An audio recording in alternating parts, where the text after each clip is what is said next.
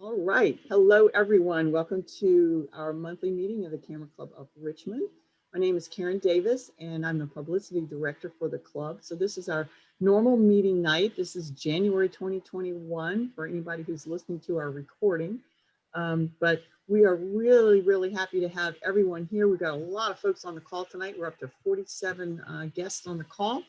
And we have a very special speaker who's going to give us our presentation tonight. So with no further ado, I am going to turn this over to our Vice President, Bob Pappas, and Bob is going to introduce the speaker for us tonight.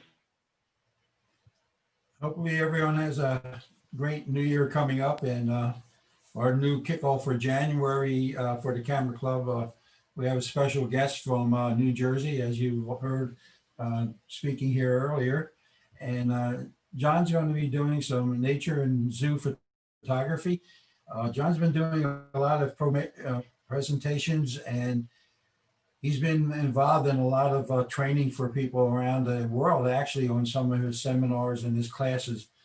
So John will talk about how we get your best photo from the zoos without getting the cages and the bars and sneaking through and getting shots that are worthy of presenting to shows. John's website is on the meetup group page, and also on our it's also on our newsletter, so you can see what he has for photos and pictures. And at this point, I'm going to welcome John. His name is John Scalera, and he's from New Jersey. And we're looking forward to a great show of how to photograph zoo animals and anticipate some really good information. Thank you, John. All right. Thank you so much, Bob. So, I'm really excited to be here. Thank you so much for hosting this and allowing me to give this workshop and lecture. I always enjoy, talking about this because this is actually a subject that's kind of near and dear to my heart. So, I'm pretty passionate about it. So, as I mentioned before, typically what I'm going to do is I'll talk to a presentation that I've already prepared. If anyone has any questions, we'll just throw them into the chat, and then we'll tackle that when we're all done. So what I'm going to do is I'm just going to share my screen here, and hopefully this goes, let's see, without a hitch. Let's try this. Okay. All right. Now, can you guys see this? Are we good? I'm gonna assume we're good. Yeah, we can see Karen, we're good? Beautiful. Okay, guys. So as Bob mentioned, what we're gonna be walking through is zoo photography. So this is an in-depth guide. It's not really so much about showing my work as really kind of being able to share with you the tools and techniques that I use to get my images, to create my images, and pass that knowledge on to you guys. So here's a little bit of background and biography. I'm self-taught. I never took a photography class. I actually took one when I was in college, and I think I got about 2 weeks in, and I got freaked out. I got spooked. I thought it was a little bit more math than anything, and I dropped the class immediately, which was always a regret. So I am self-taught. I got my first DSLR when I was I'd say about 15. I purchased it with my own money, started walking around the yard, taking pictures of flowers and anything that I could find in nature, going out to horse farms and photographing some horses and things like that. But it was really rudimentary. It was, throwing it into automatic and just, taking some shots and hoping for the best. I had no idea, the technical side of it. I really had no idea about the artistic side of it. So it was really just, spray and pray type of photography. Right now, I teach photography full time. I'm a high school teacher. I've been teaching high school for the last 10 years. Prior to that, I was teaching at the college level. So I do teach photography, Photoshop, and computer animation. And, I just recently started teaching photography in the last 5 years, and it was simply out of frustration on my behalf because I honestly got tired of, watching the kids with the cell phones and the selfies, and I really wanted them to understand, the artistic and the technical side of creating a compelling image. So that's what I've done, and the kids love it, and they do really well. So I'm lucky to have that as a full-time career. I do provide tutoring lessons and workshops in the tri-state area for anyone that wants to learn from these techniques. Currently serving as the vice president of the Sparta Camera Club, which is here in northern New Jersey. And I would say that I've been shooting seriously for about 5 years. Obviously, when I mentioned I got my first camera when I was about, 15 or 16, and now I'm 46 or 47, I think 47. It's a long time, but I don't think it was until about 5 years ago that I really was driven to the point of trying to get as much knowledge as I possibly could about the medium to really take it into a really serious direction. So, what I like to do is I like to just kind of start with some imagery and talk about my shots, and my shots have a very specific look and feel, and I'll kind of explain, how I create these compelling images. So this is, one of my favorite subjects to shoot.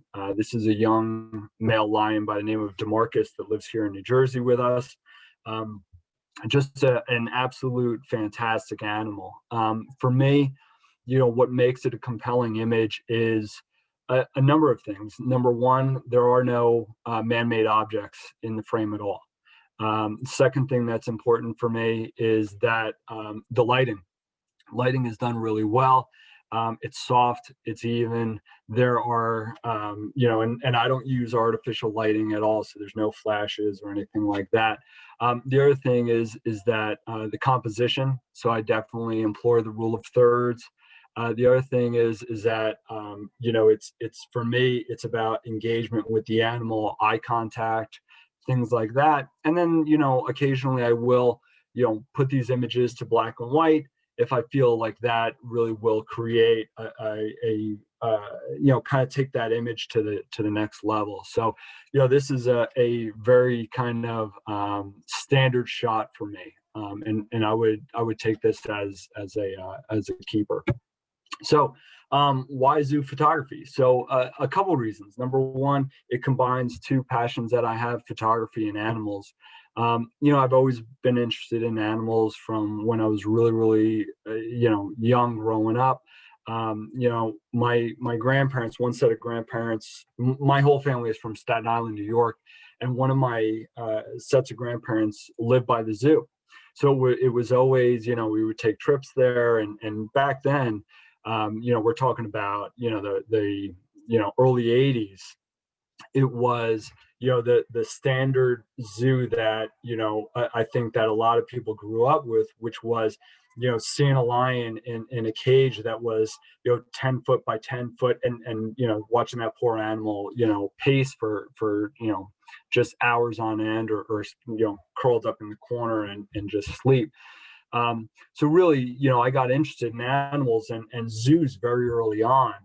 And in terms of animals, even today, if I'm not out shooting them, I love them. I mean, it's one of those things that, the Discovery Channel is always on my TV, Animal Planet, Nat Geo, I'm watching the Blue Planet. Really, I could watch them, all day and all night. I'm just absolutely fascinated by them. And then photography. So, with photography, I had an interest early on, but really, once I started realizing that I had the ability to photograph these animals in enclosures, it really kind of took things to the next level for me. The other thing is accessibility. As I mentioned, I'm in northern Jersey. I'm in the tri-state area. I'm not too far from New York, which affords me a lot of luxuries. So, we have a number of zoos in New Jersey. We have the Bronx Zoo, which is absolutely a fantastic facility in New York. We have Philadelphia, we have South Jersey, we have Connecticut. So really, as much as I don't like living in a crowded area, it kind of does cater to having a large number of facilities that allows me to complete the work. So I'm about an hour outside New York without traffic. So it's a nice area to kind of be able for me to work with this hobby. This is another animal that I've shot. This is actually an Amur leopard. These are exceptionally rare. There's only about 43 individuals left in the wild. Just absolutely beautiful creatures. They're cold weather cat. They're located on the outskirts of China in Asia. They really are just beautiful. They kind of look like a jaguar, but you're going to notice that their fur is a lot softer than jaguar. Jaguar has a much oilier, kind of surface to their skin and to their hair.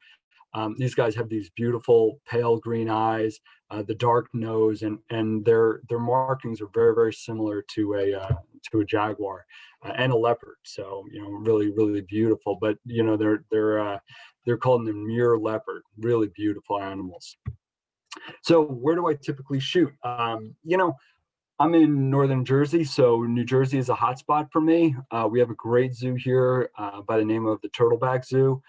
They have a really nice range of animals, everything from lions to Amur leopards to red pandas to snow leopards, wolves, bears, a lot of great animals. Bronx Zoo is another hotspot for me. It's definitely more difficult to get to due to traffic, parking, it's expense, things like that. I don't get there as often as I would like to, but just an absolute fantastic facility. We have the Cape May Zoo, which is down south. And with that, I always wind up taking my girls and the family down the shore for a week. So, I always pack my gear, not only to take, family photos, but also to, spend a day shooting there as well. So, what I'm going to talk to you about with this is things like entrance fees, annual memberships, free days, things like that. So, once you get started in zoo photography, as I realized, the first time I go, you realize that the entrance fee is $17 or $15 for the Turtleback Zoo, which is fine. It is what it is. But, what I realized quickly is that, if this was going to become a hobby, it was going to get expensive quick. And what I realized is that most zoos throughout the United States offer memberships to the Zoological Society that sponsors that specific zoo.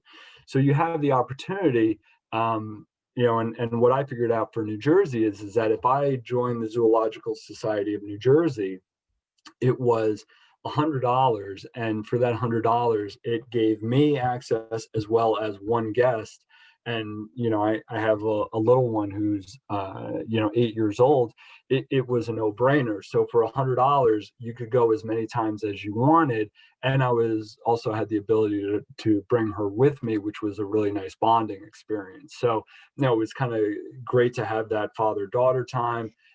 But it was also, saving me money in the long run, because I knew I was definitely going to be visiting the zoo more than 5, 6, 8, 10 times. So, financially, it just made sense.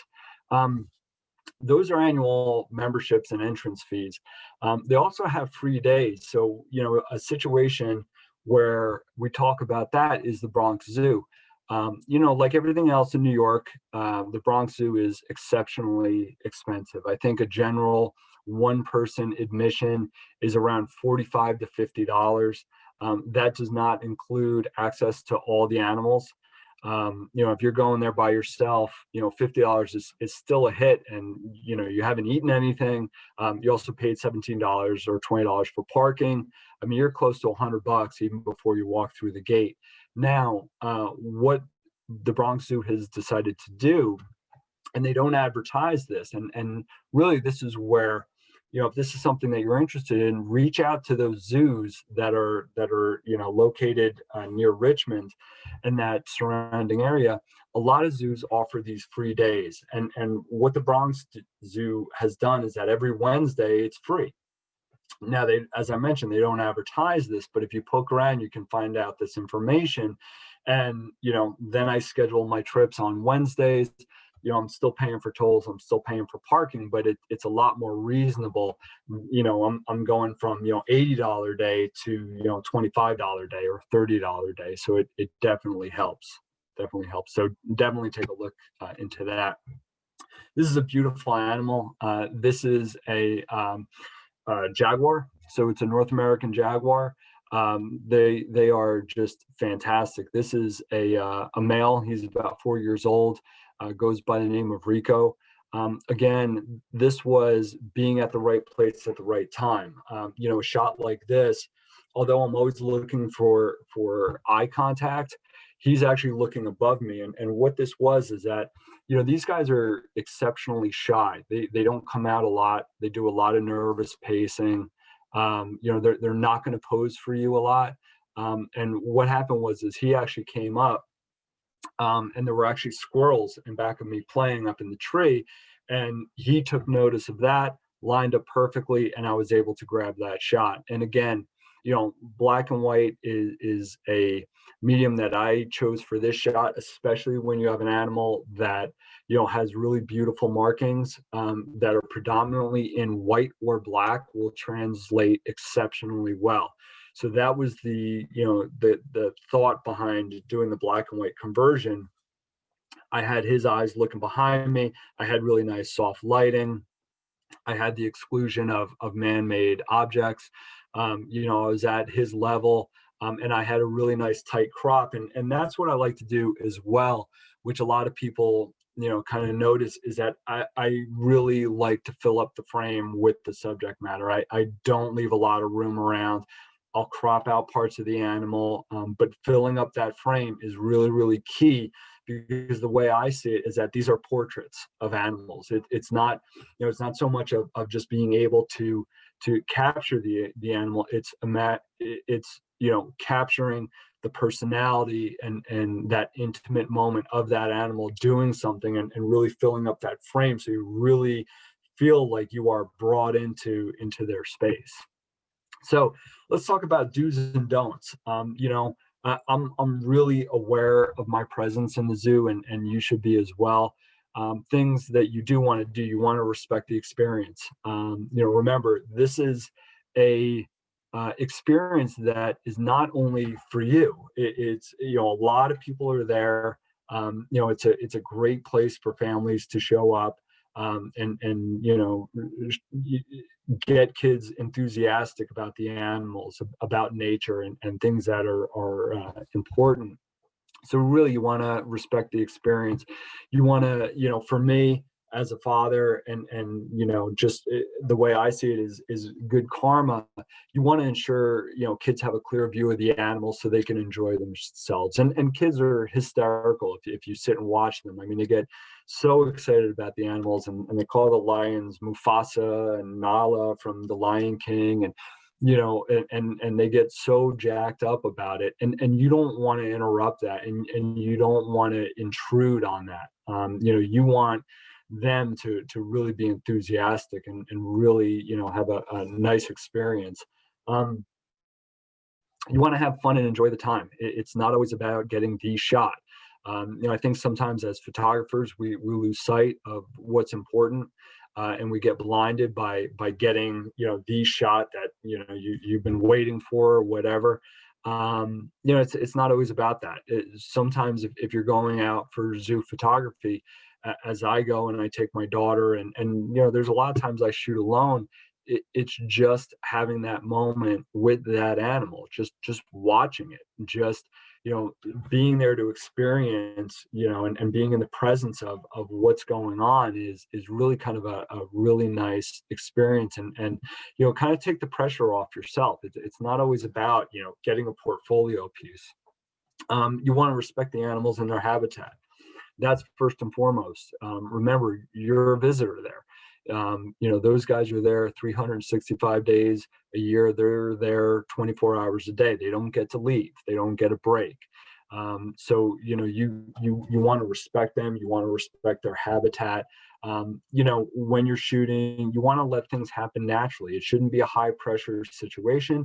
It shouldn't be a tense situation. There should be no anxiety involved. It should be really this kind of Zen experience. And that's really what I try and obtain, really. So this is another great shot. This is a Maasai giraffe. These are absolutely beautiful animals. They're huge. This is a unique shot, and the reason that it's unique is, number one, getting the shot in the wild is impossible, and not a lot of people think about this. But the reason is that there are very few times that a giraffe has his neck extended that you are eye level with him. It just doesn't happen. The way that I shot this is I'm actually up on a platform, of the viewing area. The animals are down and their necks come all the way up. So they're actually eye level with you. So if you plan your shot correctly, and giraffes are really interesting creatures. They do a lot of walking. They pace, they pace and they eat, and they'll kind of, do that neck thing with each other. They'll kind of taunt each other. But it's setting up for the right shot, being in the right spot, having a really good composition and being able to take that shot. And again, we're going to talk a little bit later about composition, in terms of cropping. Do you make it a vertically based composition as this one is, or do you make it horizontally based? Now, for me, this was a no-brainer because, obviously the giraffe is a vertically based animal. So you have that beautiful elongated neck coming up. He's right in that upper 2/3 of the frame, and it just works out exactly right. And you have that eye contact and eye engagement of him, and you can actually see the hay in his mouth as he's chewing. So, really interesting shot. I'm not crazy about the lighting. Definitely, bright, sunny, hard lighting, not great, but definitely not going to kill the shot by any means. So things that you don't want to do, tripods, absolutely first and foremost. You definitely don't want to bring tripods. A majority of zoos don't even allow them. So save yourself the aggravation. Don't bring them. Number one, they cause interference with everyone's experience. And it's a liability. You don't want, as I'm sure all of you are, as I am, I'm exceptionally protective of my equipment. I don't ever want anything to happen to it. So when you put something on a tripod, you're definitely taking that risk, which is something you want to avoid. Flash photography is absolutely out. The reason is that it's disruptive. It's not only disruptive to people around you, it's disruptive to the animals, and it causes them stress. So you don't want to do that. If you can't get the shot with natural lighting and opening up your aperture, then you don't get the shot. That's just the way it is. You don't want to draw attention to yourself. This is one of those things, as I mentioned, you want to kind of be in the background. You want things to happen naturally. You don't want to be noticed. You don't want parents getting aggravated because, you smack their kid in the head, with your lens. You're trying to avoid all those negative connotations that sometimes get attached to a photographer. So you really want to kind of step back and really just present yourself in a natural way. And you don't want to do things like monopolize the viewing area. Remember, take your time, and enjoy the experience. The shot will come. It really will, but you do have to take your time. Okay, so this is another shot. This is a alpha male gray wolf by the name of Fargo.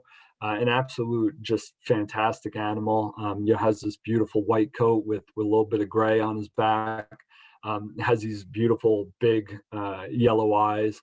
High key shot. So definitely, you see this light, coming around here, around the crown, on the side as well. It was late in the afternoon, but it's not the softest lighting, but that high key shot sometimes works. especially with an animal that is white, especially with an animal that has a gray background. And really, the soft lighting here is right in the face. So that's really key for me. And it was, putting him in the left-hand side to that third, in that composition. And again, it's composing this shot in this animal so he is in the third, and it's okay that I cut the legs off because I wanted to fill up that frame with the subject matter. So other things that you don't want to do, you don't want to tap on glass or bang on bars and fences. A lot of people get into that habit because they're looking for that engagement. They're looking for that animal. If that lion would only look my way, well, if I bang on the glass or I tap on it, he'll do that. Yeah, don't do that. It doesn't work. Number one, because a lot of people do it every day. And they're tired of it. So, you're not going to get that reaction. So really don't even bother. Don't shout or yell or create any unnecessary noise. Again, it kind of just brings in bad mojo into the situation. And obviously don't throw things at or around the animal. You'd be surprised at what I've seen. So, it's about, making it a positive experience. So this is a great shot. This is a young lady by the name of Rosa, who is another North American jaguar. As I mentioned, really shy, very, very shy animals. She came out, she was, you could see, the dirt in her ears, on her face. She was rolling around, she was marking her territory. And then she was cleaning herself, and all of a sudden, she noticed me as I was shooting her, and she was in the middle of cleaning, and then all of a sudden I got this really just great shot of the tongue that goes right up the nose with the really beautiful eye contact, really soft lighting. Again, really nice markings, translate really well into black and white, and again, no man-made objects. And really, that's one of the biggest compliments that I get, whether it's in a competition or when I do lectures or classes, is that a lot of people, don't believe that these shots were taken in a zoo. And the reason is that I am so painstakingly really obsessive about my compositions. And it's the fact of ensuring that I am, these shots look like they could have been taken in the wild. And that's the point. You don't want to take a picture of an animal that, has this, just really obvious man-made object next to it, because it takes away from it. It detracts from, the image that you're trying to create. So we'll talk about enclosure sweet spots. So enclosures are obviously where the animals reside. Where you want to be is you want, and when I talk about the sweet spots, I'm not talking about you, I'm talking about the animal. The animal ideally should be in the middle of the enclosure. And really, why you want them in the middle of the enclosure is for a number of reasons. You don't want them to be too close or too far. You're looking for isolation of subject, and you're looking for elimination of man-made objects. So when they're in the middle, that's a really good spot to be, because what a lot of people don't understand is that you'll be there shooting, and this lion will walk right up to the glass and then be literally a foot from your face, and people go, oh, you're gonna have the most amazing shot. That's like the worst shot. And the reason is that now you have this animal that's really close to glass. He's too close because you can't, your minimum focusing distance is you can't beat the glass, and then you just have this massive reflection and this massive issue with this glass in front of the lion. That's why too close is no good. Too far as well is not good, because if it's too far, then you have a difficult time reaching the animal. And typically when they're in the back of the enclosure, they're near man-made objects. They're near their housing unit. They're near their feeder, things like that. And it's really difficult to get those subjects when they're too far away. So that's really, those enclosure sweet spots are right in the middle. That's exactly where you want that animal to be. Now, this is, this is one of my favorite shots. This was actually taken in the Bronx Zoo. This is one of two twin tigers. There's two sisters. They are Malaysian tigers. They're absolutely just gorgeous animals. So this was a really difficult shooting day for me. This was in August. It was ridiculously hot. It was probably, had to be close to 100. Really humid. Why I would ever go to the Bronx, in the middle of August on a 100-degree day is honestly, it was probably boredom. Really the absolute, really difficult day to shoot. With the tiger enclosure, if you know anything about tigers, they enjoy water. So, in their enclosure, they have some bamboo, they have some grass hills, and then they have this area, and it's a pool, and you're actually behind glass, and the water actually comes right up to the glass, and there's actually koi fish that you're actually, standing right next to.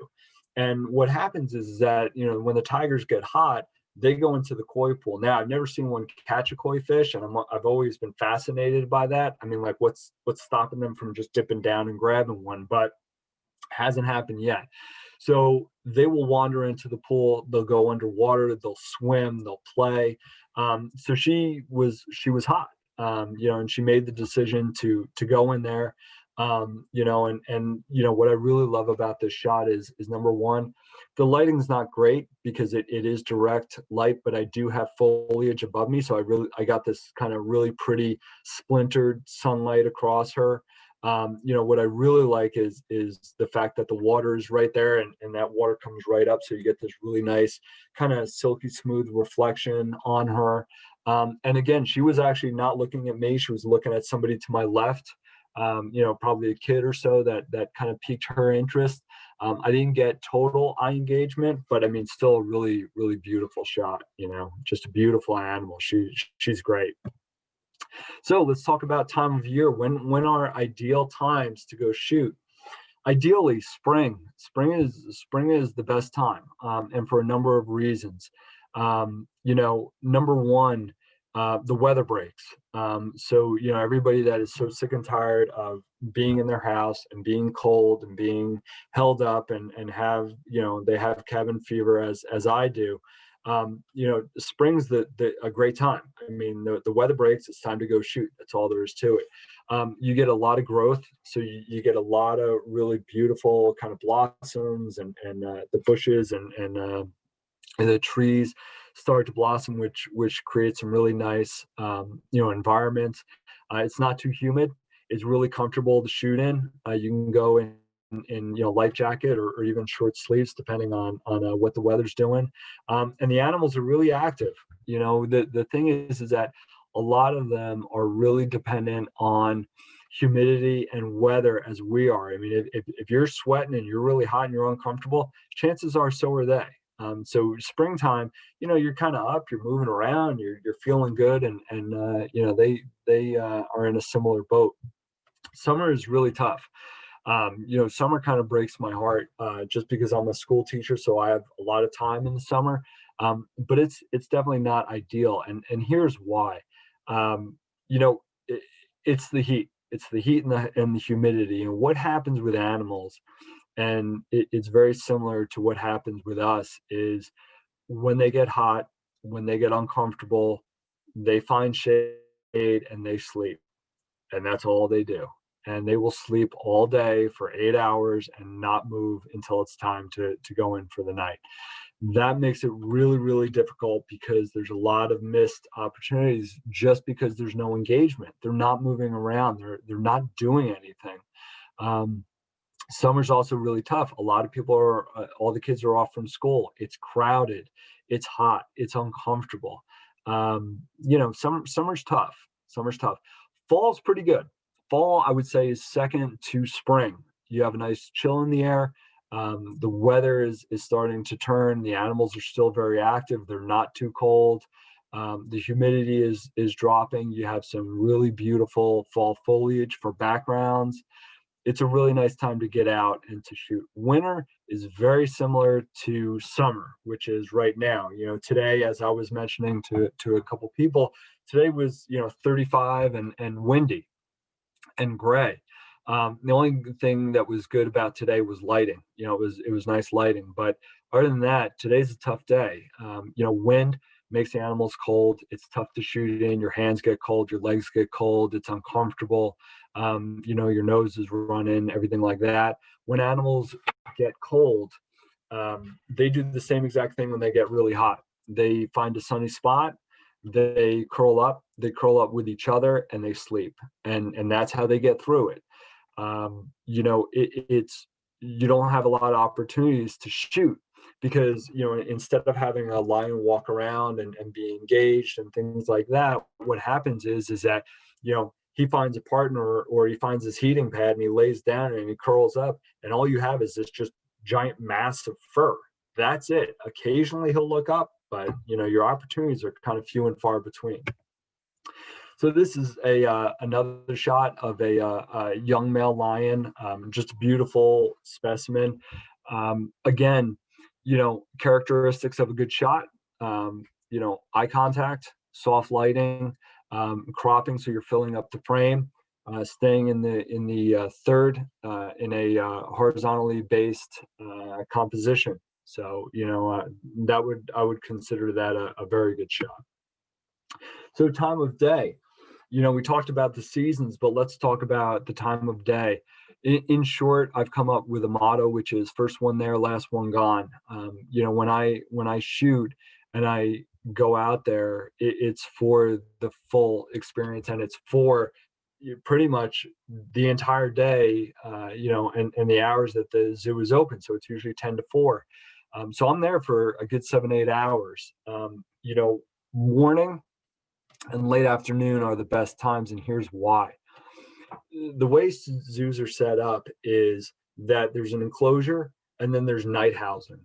And what night housing is that all the animals that are out on enclosure go into night housing for security purposes. So, that's number one, to protect the animals, but it's also in order to protect anybody that, mistakenly or stupidly, brazenly goes in and tries to interact with the animals. Well, it's for everybody's protection.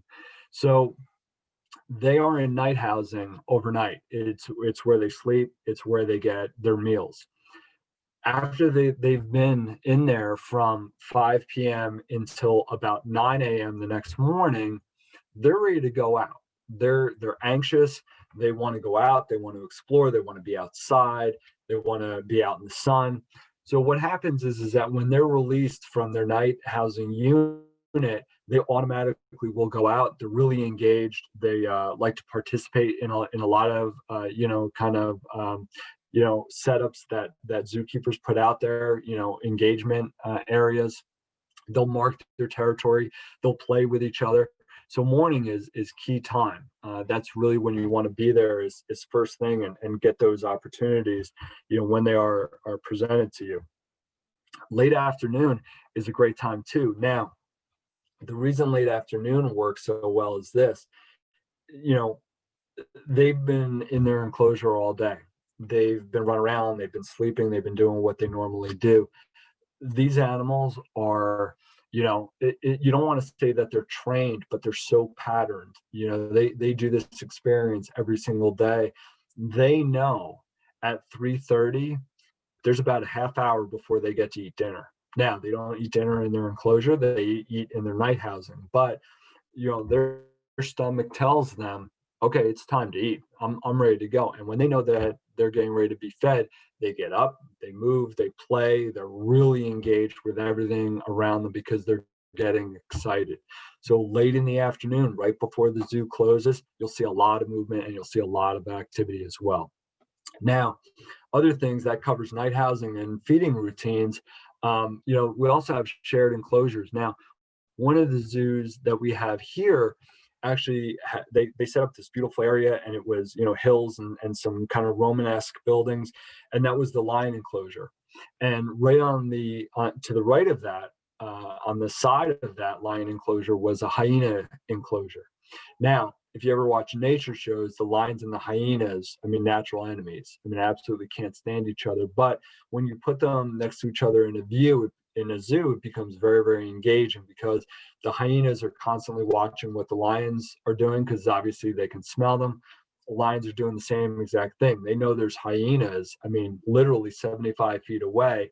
So they're constantly vocalizing and trying to engage, with each other. So those shared enclosures are really, really important. Now, obviously, they're separated for safety reasons of both animals.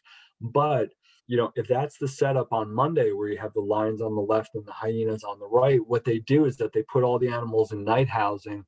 And what they do is that on Tuesday, they put the lions on, the hyenas, they switch it. So the lions go on the right, hyenas go on the left. And now all of a sudden you've introduced an animal into an environment that had their natural enemy there. Well, all of a sudden you're going to see that animal mark, you're going to see them vocalize, you're going to see them engage, you're going to see a lot of activity. So the zoo really makes that decision to do that, to kind of keep things interesting on a day-to-day basis. So, a couple neat secrets.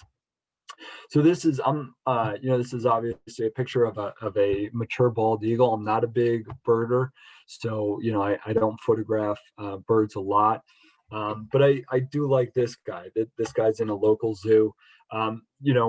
Again, it's a vertically based composition, which makes sense. You have really nice soft lighting. Textures came out really well. Really nice eye contact with the eye. You got that really beautiful 45-degree tilt. Now, what's interesting about this is that he actually only has one eye. This is his good eye. He was actually a rescue. So his other eye is actually missing. So it took a while for me to wait for him to position his head in such a way that I could shoot him, where you would never otherwise notice that he was missing that other eye. But really interesting bird. So in terms of weather and conditions, you definitely want cloud cover. You do not want those bluebird, beautiful summer days. That's not what you want. Can you shoot during that time? Yeah, absolutely you can. It's just a little bit more challenging. You do want the cloud cover. What the cloud cover does is that, remember, the earth is here, the sun is up here, and then the clouds. Well, what the clouds do is that it provides this giant diffuser. And if you know anything about lighting, it's about softening the light, right? So what you're doing is that you're softening that light, and all of a sudden you're going from those really hard, intense shadows to this beautiful, even lighting. And that's really the lighting that you want when you're shooting these animals. So you do want that cloud cover. You do want it to be breezy. That breeze, will go through the animal's hair and create really dynamic movement in your photo. So that's key. Low humidity. You want that, number one, because it makes the animals more comfortable, and it makes you more comfortable. You're apt to have a much more positive experience if you're comfortable and they're not going through humidity, because they're not going to be as active when they're struggling with that. And again, that goes along the same lines with avoid extreme heat or cold. It's not comfortable, and you're really not going to get a lot of opportunities. Now, with that being said, there are exceptions to the rule. Things like Himalayan snow leopards, wolves, bears, they all do really, really well in cold weather. The Amur leopard does really well in cold weather. So, if you are going to a zoo that has these animals, you kind of want to cater your day towards those animals that are really doing well in that weather you're currently experiencing. So I may go, on a really cold day and say, today I'm shooting wolves, or today I'm shooting snow leopards, or maybe I'll rotate between those three, to see if I can get some portfolio pieces just based on those animals. So this is, again, one of my favorite shots. This was actually taken in the Bronx Zoo. They absolutely have a fantastic silverback exhibit. In the exhibit, they have one male. They have about 15 females, and they have about 15 to 20 juveniles, which are hysterical to watch. I mean, it is, they're just a blast. So what happens is that the females are obviously the caretakers of the little ones, and the little ones are really hellions. I mean, they terrorize the adults. They roll, they laugh, they terrorize each other, horseplay, the whole 9 yards.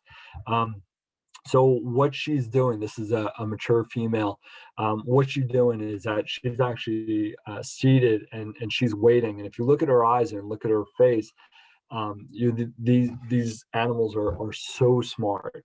So what happens is that in the middle of the day, to get the animals engaged, what they do is that the zookeepers, and this is all taking place behind glass. The zookeepers go on top of the enclosure and they have quarters of oranges and fruit. And what they do is that they throw out the oranges and apples and bananas and all that stuff. And all of a sudden, when these guys are sleeping, they know, at 1:15, well, it's snack time. They get up and they wait. And you can see, in her hand, she has the orange juice here. She has some drips on her chest as well. And they just sit and they wait and they catch and they eat, which, provides some really nice shooting opportunities. So in terms of lighting, you want natural light. Obviously, you don't want to incorporate flash in any way, or flashlights or anything like that. That's frowned upon. You want cloudy days, which provides that beautiful soft light. You want to open up your aperture, and we'll talk about that. And that is a way of allowing more light into the sensor and into the camera. Again, this was shot at the Bronx Zoo. The Bronx Zoo really does have the premier silverback facility. Again, I do like to shoot close. With these guys, I like to shoot a little farther away, just because they have these their entire bodies are fantastic. And she's kind of positioned herself on the log. She's got this really stoic look, and she is hands down looking directly at me and watching what I'm doing. And it's interesting. I mean, look into their eyes and really watch them and try and get an understanding of what they're experiencing. They're fantastic creatures. And gorillas translate really, really well in black and white, because a majority of their fur and skin and everything like that is black and white. 2 grizzly bears that I shot. These were shot in the Bronx Zoo as well. This was in the springtime. It was a day that was probably around 55, 60 degrees. The pool was open and these guys came out of their night housing, definitely wanted to wrestle, went in and started sparring. I must have shot these guys for a solid 25 minutes and probably went through 1,000 images. Just so much fun. Totally engaged, and I shot pretty fast to make sure I was freezing the water and freezing that action. But good, just great, beautiful animals. This was taken, I think this was in Philadelphia. This is a white rhino. Not easy animals to photograph. Number one, it's just their sheer size. They're huge. So you do have to be aware of that with your focal length. I was really happy to get her kind of rooting in the ground. She translates exceptionally well with black and white, has this beautiful eye, and these wrinkles just, it's just a really nice shot, Okay, so let's talk about gear. So my primary lens choice is a Nikon 200-500. 5.6 VR lens. So this is a great lens for getting deep into enclosures when you have animals that are shy or cautious, things like leopards, lions, big cats, hyenas, large birds, wolves. That I would say is probably 90% of the time, the gear that I'm using. My secondary lens is the 70-200, which is 2.8. So you can definitely open up a little bit more. Lens is great when you have animals that come up really close. So things like silverback gorillas and monkeys and things like that. So this was shot at 200-500, again, taken in the Bronx. This was a grizzly bear, just cooling off for the day and was interested in what I was doing and I was interested in what he was doing. So it worked out well. Again, This is shot at 200 to 500. This is probably be at about 350. This is an Amur Leopard. Again, goes along with, filling up the frame, getting that pattern, those textures, and really, trying to create an engaging portrait. Again, same kind of characteristics. This one's kind of a high key image because you have that side lighting coming in. This is obviously a hyena. Just beautiful animals. These guys they're fun to shoot. They're so smart, exceptionally playful. Definitely get a bad rap, but very, very, very intelligent. They're actually I like them quite a bit. My third and final lens that I use is the 50 millimeter, so the Nifty 50. It's a great all-purpose lens. It's great for low light conditions, so things like small animals, reptiles, aquatic birds. So this is a shot that was taken with 50 millimeter.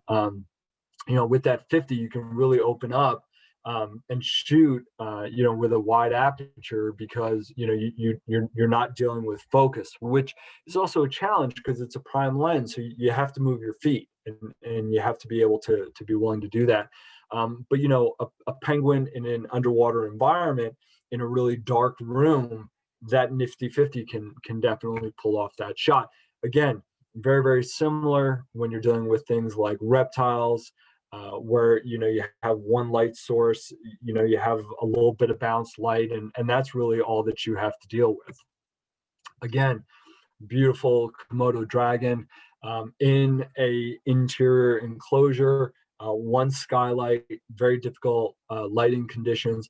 But again, that 50 really shines because you can open up that aperture and really, if I get my focus point here, I'm dealing with such a shallow depth of field. I'm not really that worried about, the front of the area of the head, that focal plane, we're pretty much right here to about right here, which is fine for me. That really shallow depth of field sometimes is an artistic choice that you do desire and that you do want to take. So you have to understand your lens limitations. You definitely have to understand your minimum focusing distance, your maximum focal length, and your aperture. And the more that you know about your equipment, it is really key because it's going to tell you exactly how to shoot and what you can shoot and what you should be trying to shoot with those lenses. So that's really important. I mean, a great example is that I know that 200 to 500, the minimum focusing distance is 9.5 feet. Well, that 9.5 feet tells me that, if I have a lion that comes right up to me, I can't shoot him.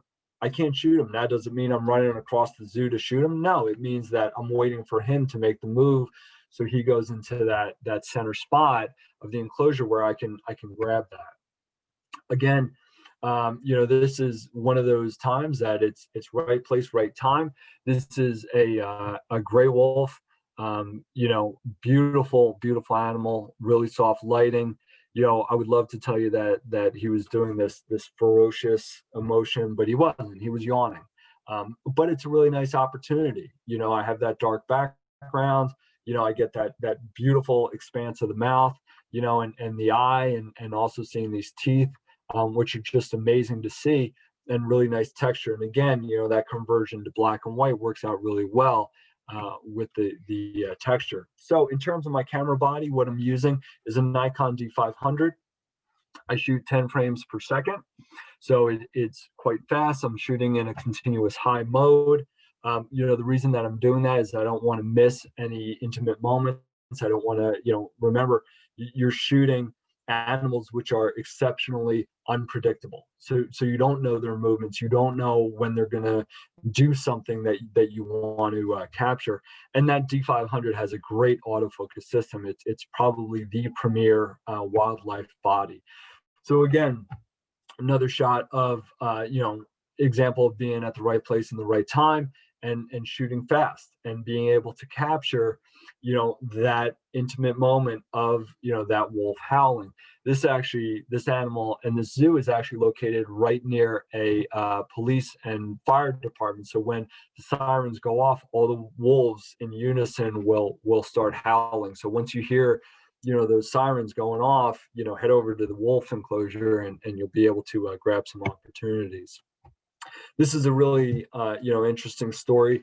You can see in this shot, there's 2 mountain lions. These are juveniles. There's actually 3 of them, 3 siblings, 2 boys and 2 brothers and a sister. Their mother was actually killed by a hunter in Colorado, and they were actually orphaned. The hunter didn't know that it was a mother with cubs, so he actually scooped up the cubs, and took them down. They were rescued, and they were actually brought to New Jersey. So, I had the opportunity to shoot them for about, I would say, about a year, from when they were cubs, and they were all in the same enclosure. And it was really like a Disney movie. I mean, between the wrestling and the tree climbing and biting each other's tails and wrestling, I mean, it was nonstop action. So, I was shooting these guys. He actually was looking at a chipmunk, not looking at me, and I was able to grab this shot. Where he was just turned for a moment on his back to check out that chipmunk, in the middle of him wrestling with his sister.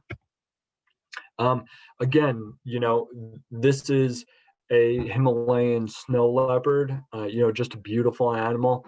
These animals do really, really well in cold weather. So as I mentioned, not only is it about, capturing these moments of either a yawn or a growl or a vocalization, or a movement or an engagement with another animal in the enclosure, it's being able to be there at the right time and under the right circumstances to get shots like that. So in terms of my shooting mode, I'm shooting manual 95% of the time, continuous high. I don't use creative modes, and I shoot in RAW all the time. I don't shoot in JPEGs. So again, another example of high Q lighting, and again, having that continuous high mode of being able to shoot, that wolf during the howl to really get that just beautiful, idyllic shot that so many people think about, when you're shooting wolves. So in terms of focusing, I do single spot focus system. I don't use group or anything or 3D matrix, none of that. I do implement back button focus. If you're not familiar with that, check that out on YouTube. That's great for recomposing. And my key is focusing on the eyes. If I get the eyes in focus, everything else really doesn't matter to me. So as I mentioned, I'm not a big birder. This is a great egret. If I'm not wrong, hopefully one of the birders will correct me if I am. But yeah, this was shot in New York. And this is just a really beautiful shot, profile shot with, the beautiful S curve of the neck. If you take a look in the beak, he actually did catch a bait fish, and he's just kind of, doing his morning routine. So a couple things that I definitely incorporate. I do use a lens hood all the time. It never comes off the camera. It protects the lens. It's key for shooting past glass, chain link, and bars. It eliminates light bleed, eliminates reflections. And when I say, resting on the glass, I mean, the lens hood is on the glass. And since I do employ that technique, the reason is, and this is one of the big hints through shooting glass and chain link and stuff like that, is that if you put your lens against the glass or the chain link, the camera and the lens does not have the ability to focus at something so close. So it actually shoots right past it. And that's really the key to getting past chain link and glass and bars and things like that. This is actually a juvenile, a mule leopard that just showed up in New Jersey. A beautiful, beautiful specimen. He's young, but really, really playful and has these really just beautiful, amazing blue eyes, with that orange coat. Just, a fantastic animal. So the exposure triangle, the way I see that is, obviously you have your shutter speed, aperture, and ISO. The way, I always, teach my students is that it's recessed in the digital sandbox. So you have kid number one, which is the shutter speed. So typically that is 1 over your focal length. Minimum is for 1/60 for handheld shots, and you want to leave headroom for the sharpest images. So let's look at some real world examples of that. So this, was shot at a focal length of 500 millimeters. So which means that I'm shooting at a minimum speed of 1/500th. I won't shoot any slower than that. Even if I'm shooting at, let's say, a 250 millimeter focal length, because I want that headroom and I want to ensure that I'm getting as clean and as crisp shots as I can get. So as I mentioned, that 200 to 500, you always want to shoot at the upper echelon. So that 1/500th of a second to ensure those sharp images, no matter what your focal length is. And this is, a shot that was taken at 500 millimeters. So I was pretty far back, but, with that lens, I'm able to get, right up there and get close. So for the 70 to 200, the real world example is you want to shoot at 200th of a second, not 1/70th, because 1/70th obviously is too slow. Because what happens if I zoom in, then I'm too slow at 1/70th. So I always shoot, as I mentioned, at the upper echelon of the focal length. So this is a really good shot that was taken in the Bronx. This was shot at 1/200th of a second in this monkey area behind glass. Beautiful eye engagement, soft lighting, and again, filling up that frame. So your second kid that you have to worry about is your aperture. So, you have to understand what your lens sweet spot is. So typically that is 2 to 3 stops past wide open. That's going to give you the sharpest images, and you should also be employing lens calibration if you haven't done so already. And there's some great tutorials on YouTube for that. So again, this is a female lion. She's actually here in New Jersey. Just a beautiful creature. She's about 10 years old. Again, it's about that engagement in terms of, it's okay to crop out certain areas of her body, because when she turns the head, that's really what I'm looking for. So, and then kid number 3 is the ISO. So, the way, I kind of put this out there is, well, the babysitter's here, let's go to the movie. He's fine. Don't worry about him. Auto ISO. I don't worry about ISO. I let the camera take control of that, and I use a maximum value of 2000. Any digital noise or grain that I have will be taken care of in post-processing. Again, another high key shot of a male lion. Again, just a beautiful animal. Really, really just stunning. So composition, what I'm looking to employ.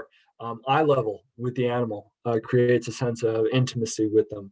Rule of thirds, intimate moments, trying to capture moments that it's not just the animal sitting there. Any interaction between animals is great. You want isolation of subject, and again, do your best to eliminate man-made objects. This is a great shot of a mother and a younger juvenile silverback. She was in the middle of eating, and he was not happy, that he didn't get his share. So he's just, kind of impatiently staring into her mouth, and she's really kind of paying him no mind. But it really makes, kind of a very, very interesting, engaging shot. Again, this I couldn't have planned any better. These two were in a grooming session, and when I got back to the computer to see one holding the face of the other and the other just staring into the eyes, I just thought it was one of the sweetest moments I'd ever seen, and to be able to capture that was really special. So that's a shot that means a lot to me. Sometimes it's the matter of just photographing an animal and them taking interest in you, and sometimes you just get these really beautiful intimate portraits. Again, this is a juvenile. If you take notice of where the hand is, it's actually on mom's tail. So mom is sitting above, he's holding on, and he's just checking things out, and I really love the framing of this, kind of twisted limb, kind of just coming right in front of him. So in terms of processing, I use Lightroom Classic CC 2020. I don't use any additional software. I don't do any heavy lifting. It's minimal work. And when I talk about heavy lifting, I'm not removing any man-made objects. I don't move animals. I don't remove animals. I don't add animals. Every shot that you see in my portfolio is 95% of it is seen in camera. I do process, but I don't use Nix software. I don't use Topaz. I don't use anything like that. No filters. So rules for cropping. You must show the whole leg of the animal or none of it. It's either all or nothing. You have to make decisions. And when I'm processing, that is the very first decision that I make. Am I doing a vertical or a horizontal based composition? And then you always want to leave room in front of the animal when they're moving. So again, this is filling up the frame, in this composition. Not that it's a vertically based animal, but that shot just works really well with the ears kind of up in the corner, that little tuft of hair, and everything seems kind of vertically based, so it makes sense. This is a horizontally based, image. Obviously, she's in the lower, the left third. So, compositionally, it makes the most sense. I, got rid of the legs because they weren't necessary. And again, it's kind of filling up that frame using a shallow depth of field to blur out that background. Same thing, this was a decision that I made in terms of, a vertically based composition. It just made sense. It just made sense. And again, horizontally based, you want to leave room in front of the animal when they're moving, but you do want to use that shallow depth of field to blur out that background as well. So adjustments, in terms of processing, it's universal versus local. Universal adjustments that I make to the entire image are things like exposure, color temperature, contrast, black and white points, things like that. Local adjustments that you'll notice, if you're familiar with processing, is that I will adjust things like eyes, backgrounds, faces, any areas that I feel that need attention or tweaking. What makes an interesting photograph to me? It's about engagement. It's about moments. It's about, capturing those moments and those engagements and those interactions and the personality, of each animal. This is a great example of, the Samir leopard that was totally engaged with something in its environment, and just that absolute beautiful look of inquisition, just really created a compelling image. Most people want to see what he's looking at, but for me it doesn't even matter. It's just the fact that he's so engaged. And again, it's really about creating artwork. So when you have things like flamingos and you have these beautiful curves and other animals in the background, that's what makes powerful images. Again, really beautiful lioness taken out after the rain. You can see the rain on her forehead, just kind of cruising around, but you get that soft light and that tongue to come out, works out really, really well. This was kind of a happy accident. If you notice the fly up here, he was engaged, and sometimes you just get those really intimate moments of, those little happy accidents, as they're known. And again, male lion not doing anything super interesting, chewing on some grass, but you get that eye contact, and all of a sudden you have a really powerful image, nice portrait. So that's it, guys. That's here's my contact information. As I mentioned, I'm going to give this presentation to you in a PDF format. My email is there. My website is there for my portfolio. My Instagram is there as well. Please absolutely reach out to me if you have any questions, comments, input, critique. I love hearing from everybody, with regards to my work and all that type of stuff. So what I'm going to do is we're going to open this up to Q&A, and I'm going to see if I can stop sharing this and then jump. Don, that was really awesome. Thank you. The animals absolutely. Just jumped off the screen, came to life. Oh, thank you so much. That's really nice. I'm glad to hear you enjoyed it. So let's take a look through the chat here, and we'll see if we can answer some questions. I know our